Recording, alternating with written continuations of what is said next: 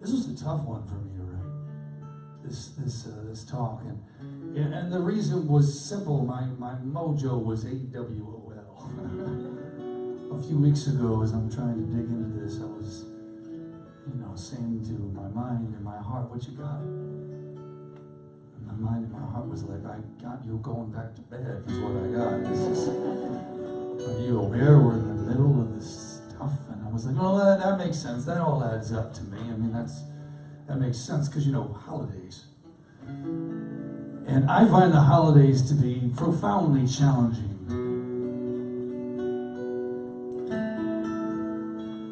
And I find them challenging, but though I'm getting better at it every year, I'm getting better at practicing what I preach and walking my talk and using the tools that I know can help you thrive for the holidays, or at least keep a modicum of happy in the holidays. I'm getting better at doing that, but even still, it's exhausting because it's a marathon. Unavoidably, it's a marathon, and I have some experience with a marathon. I ran a marathon many years ago. I trained for another, never ended up running it for a variety of reasons. But what I learned in training for that marathon, what I learned in running the marathon, is that you can manage your food intake during the race perfectly. And yes, you have to eat during the race. You can manage your hydration perfectly. You can manage your stretching perfectly. You can manage your pee breaks perfectly. But it doesn't matter. When you cross the finish line later that day and for several days thereafter, you're going to be tired. You're going to feel that. And it's because you ran 26.2 miles. I think the holidays are kind of like that. And I need some recovery from them. It's interesting, there's this comedian, Jim Gaffigan, and he does an opinion piece on the CBS Sunday Morning. I'll come back to you. It's not time yet. He does an opinion piece on CBS Sunday Morning. He was doing this piece where he was talking about the holidays, and he said, "I would like to make a proposal. I propose we cancel the holidays. Actually, just Christmas. Let's cancel Christmas." And then he said, no, let's move it. For sure, let's move it. I propose summertime. And then he went on to make his case, and he was talking about, he said that the thing with the holidays is it's just bonkers. He says, we have this weird one in October with all the candy and the be afraid, and then there's the naughty element now too that's all very odd. And he says, just about the time you get over that, then boom, it's time for Thanksgiving with travel and food and drink and family and all the things that can be very challenging and push all of our buttons, and that's okay, you get through that, and just about the time you get over that, then boom, it's time for Christmas or Hanukkah, and it's time for shopping, and it's time for parties, and it's time for more food, and it's time for more drink, and it's time for travel in the middle of winter, which, ill-advised, at the very least. And he said, just about the time you get over that, then we move into New Year's. And he said, New Year's and more food, more drink, more parties. You get up on New Year's morning and then it's, what are you going to do with your life? What changes are you making this year?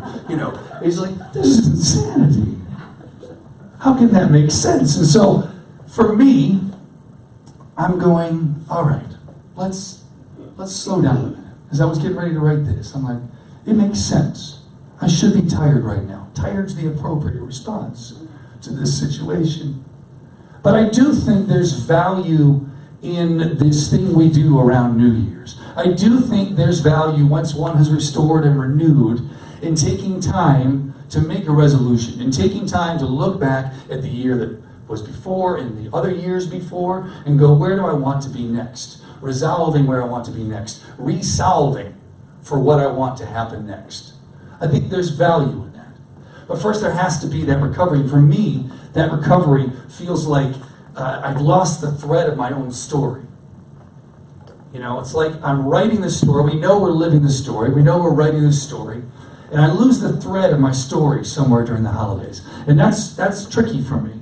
And so the first thing I have to do is kind of back up a chapter and read again, like you would with a book, to kind of go, wait, how is this thing going? Where was the plot? Because the plot doesn't move forward.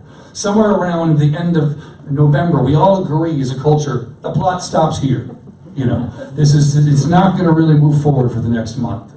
And so I have to kind of re-engage my story, remember why I was interested in it to begin with, and where I was headed, where was the plot going, so I can re-enter it, I can remember it, and I can remember my power. And yes, one of the times I've been here, I brought my friend here. I had this new thing I could do with my... No, that's not really. The reason I love this hula hoop is because it helps me get very clear about where my power lives.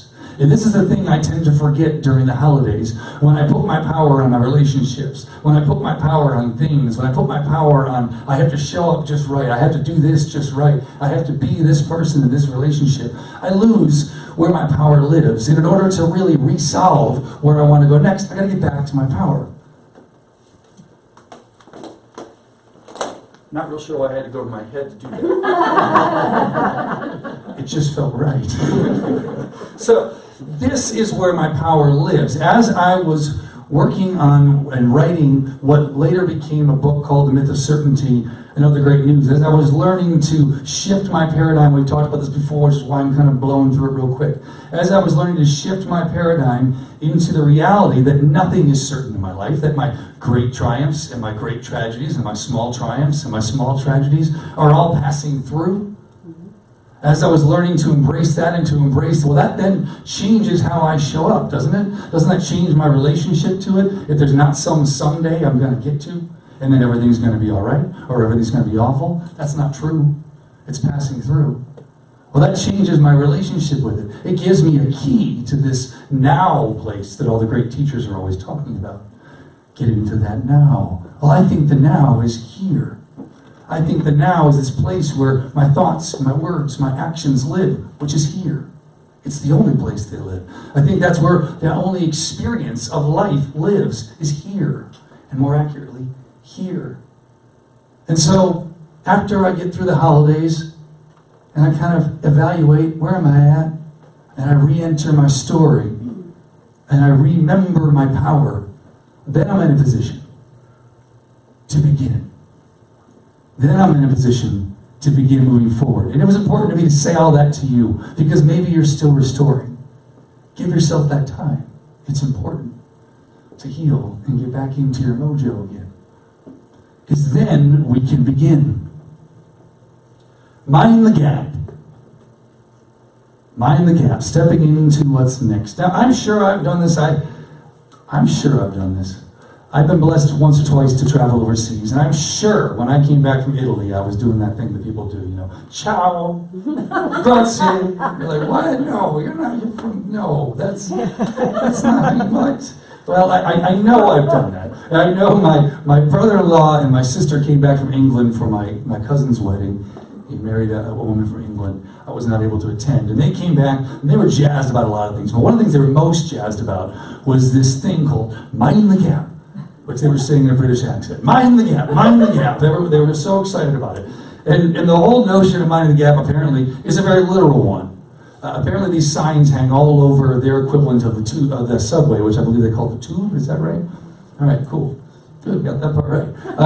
And they have all these signs saying, mind the gap. And the gap is very literal. The gap is the distance between the platform, solid, that you're standing on, and the train you want to get on. The gap is the distance between the platform that you're on and the train that's going to get you where you want to go. In that space, that gap, is the key to you successfully going where you want to go, or getting hurt in the process. Let's make that gap.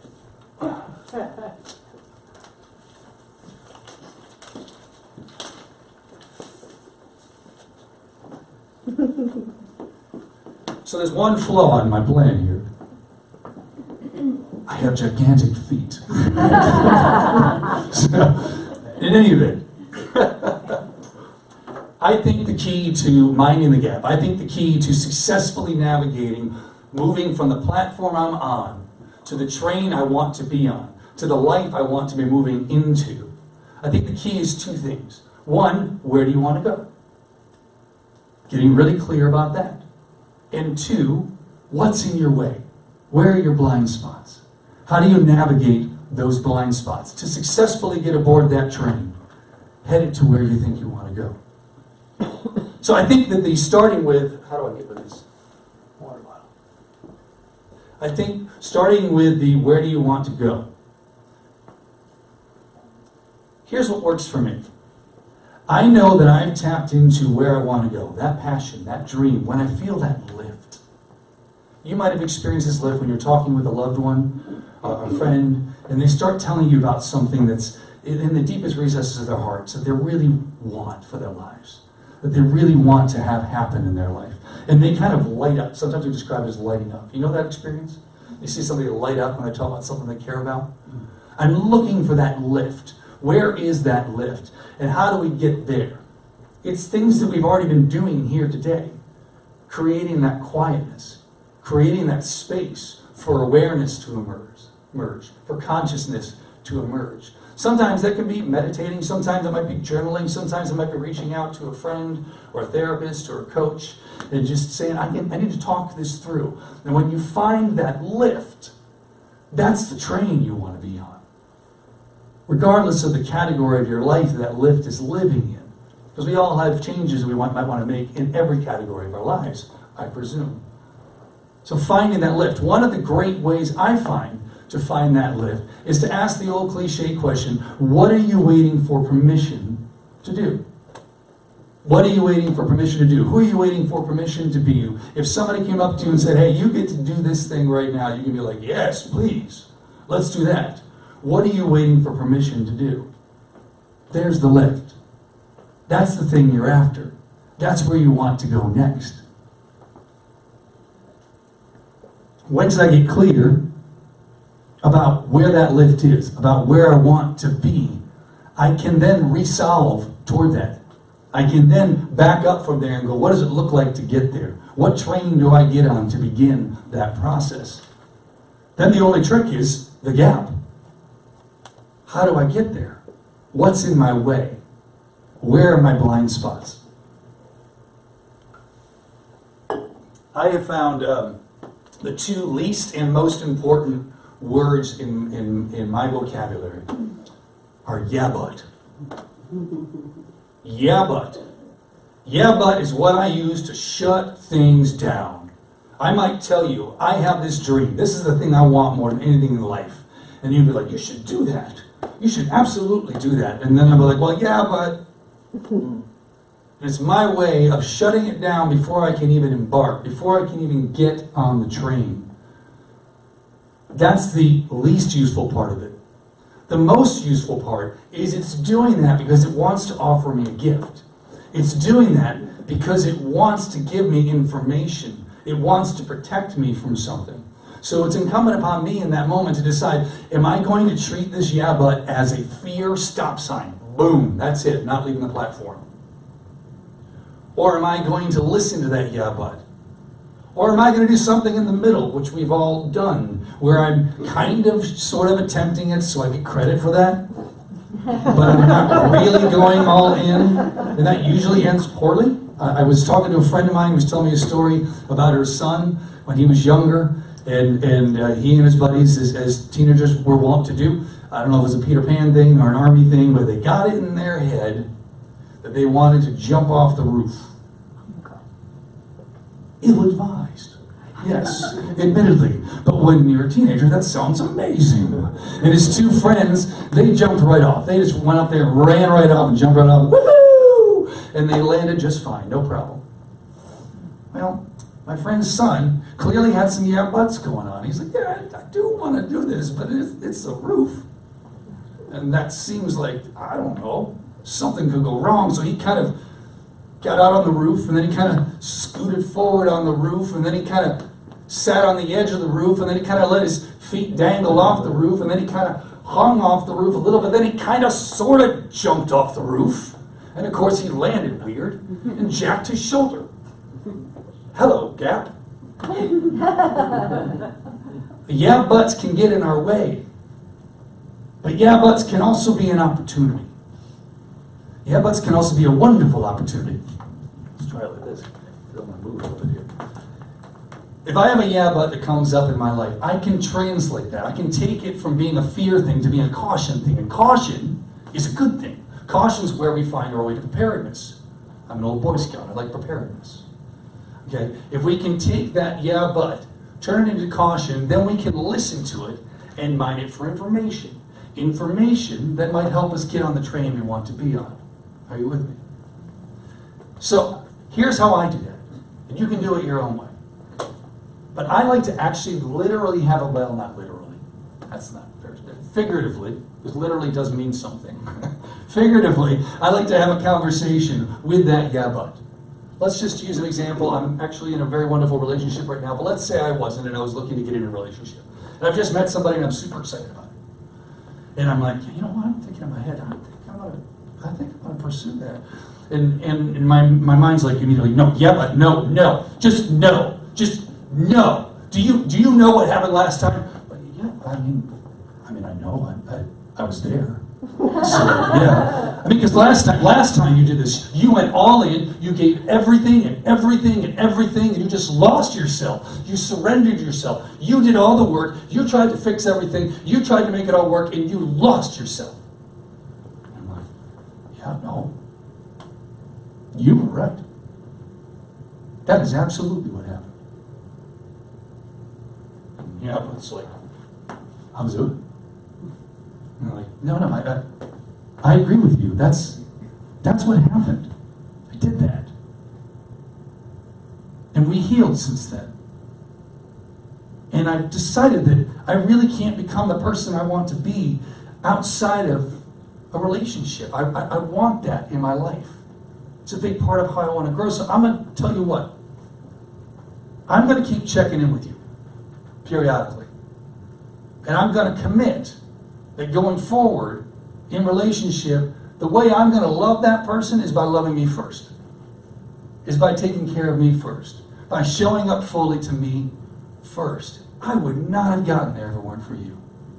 Thank you for that. I don't understand you at all. I think there's an opportunity with our yeah buts to engage them in conversation. I think there's an opportunity with those voices of doubt to honor that they're offering us a gift. They protected us. They're looking to continue protecting us. They're looking to give us the guidance of how to get over the gap from the platform we've been on that isn't where we want to be anymore and onto the train that will take us to where we do.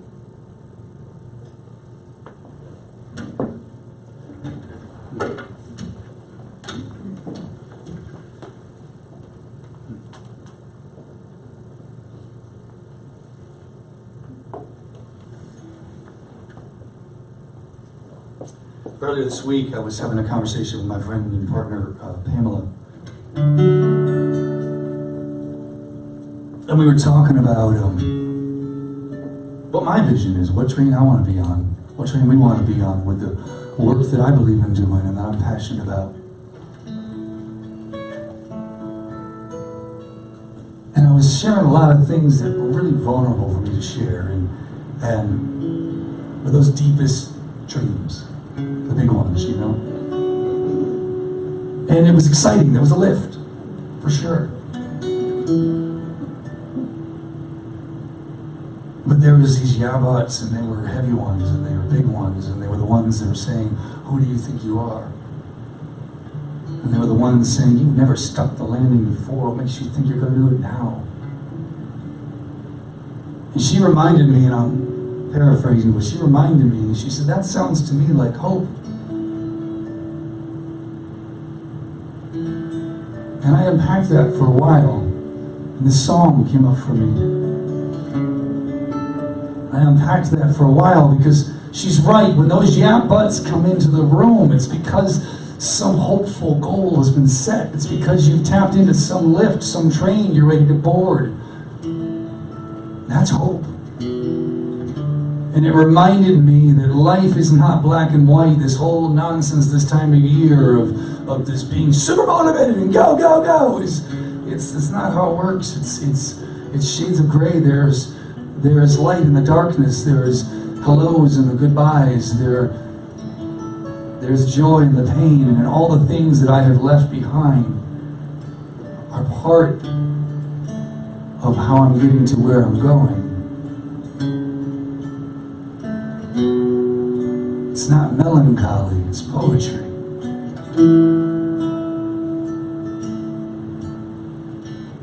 Here beneath the earth you'll find parts of me from days gone by. Times I've tried, times I've lied to myself. Up above on the frozen clay, parts of me that come what may. Keep on trying, keep on lying to myself. Maybe that's hope. Maybe that's dreaming. Maybe that's breathing in and out until you don't need it. Maybe that's hope. Maybe that's grieving. Maybe that's holding on just long enough for believing to find seeing. Maybe that's hope. Maybe that's hope. I loved you so well. I loved you completely, except for the parts of me that couldn't stop reaching. I'll try to be more, try to be less of me, except for the parts of me that couldn't stop reaching, couldn't stop reaching. I can't stop. Maybe that's hope. Maybe that's dreaming. Maybe that's breathing in and out until you don't need. Maybe that's hope. Maybe that's breathing. Maybe that's holding on just long enough for believing to find seeing.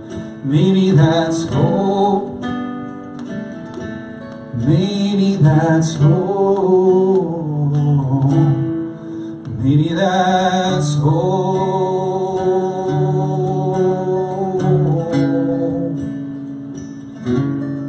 Maybe that's hope.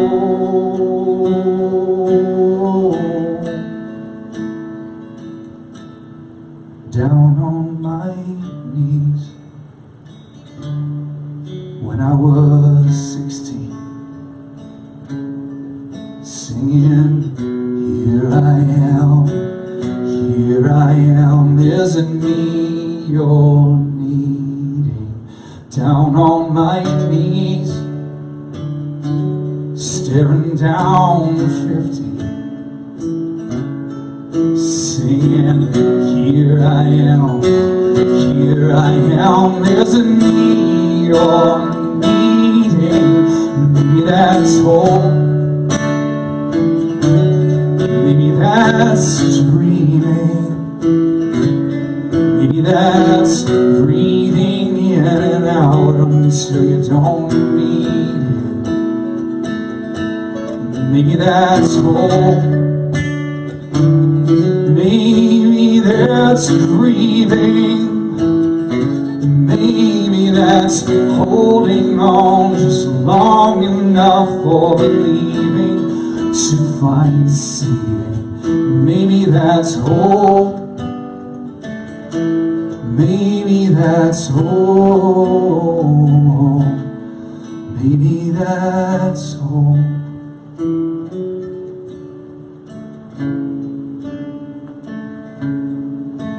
that's home. So I think it's not simple. I think it's that there's a light in the darkness, and there's joy in the pain, and that they're there for a reason, and they're part of getting over the gap. And the day after Christmas, I'm having a conversation with my brother-in-law over lunch, and he's fired up. He's this computer scientist, and he's all fired up about artificial intelligence.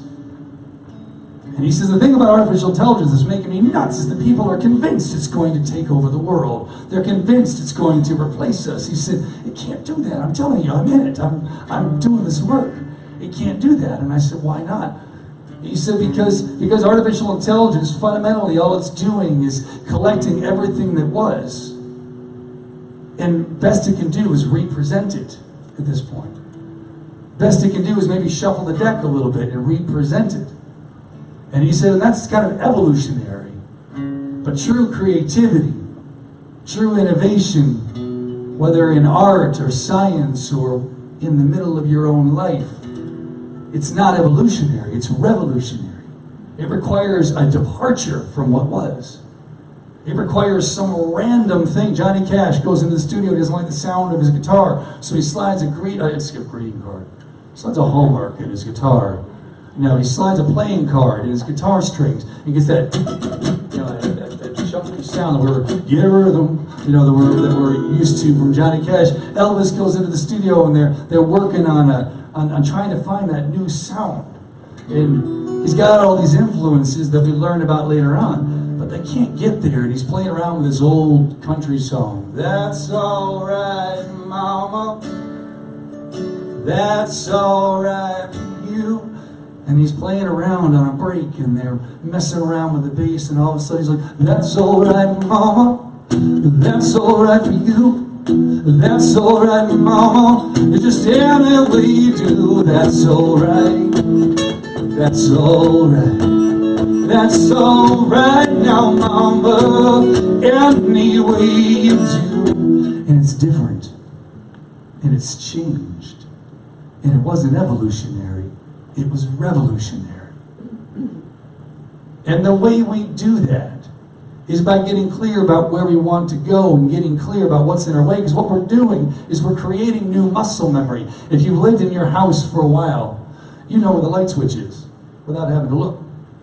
You can probably navigate your way to the bathroom and back from your bedroom in the middle of the night, and maybe you do a few times a night, without even turning the light on. But if you decide to move, if you decide to travel, it's a horse of a different color.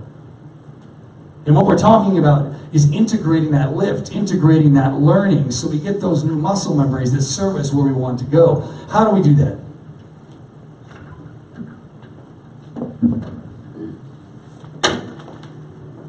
As we wrap up, how do we do that? Again, we do that by creating space. We create quiet. We create that room for what we truly want to emerge. That's it. Because it's usually the quietest voice in the room. I forgot to mention that. The things you want, they tend to speak a lot more quietly than those voices in your head who think you suck. To put it non-church-like. They tend to speak a lot more quietly. So what we do is we create space for consciousness. We create space for awareness. We create space to re-enter our story, to remember our power, to resolve for what's next. And all of that happens here. And that's why this has been here this whole time. And that's why I tried to stay in it. Because all the changes you want to make, none of them are happening out there. They're not happening with your loved ones. They're not happening with your job. They're not happening anywhere but here. All those changes start here. All those changes start here. Incrementally, intentionally, stepping off the platform and onto the tree. Stepping off the platform, minding the gap, and getting on to the train, taking you where you want to go.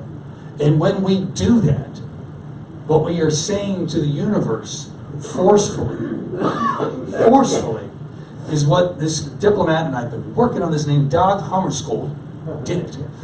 He said years ago, for all that has been, thank you. For what is to come, yes. The process of minding the gap, of connecting with what you most want for your life, of listening to the yeah buts and honoring the gifts they are bringing you to do that well, is a process of saying to the universe, for all that has been, thank you. And for all that is to come, yes. Thank you very much.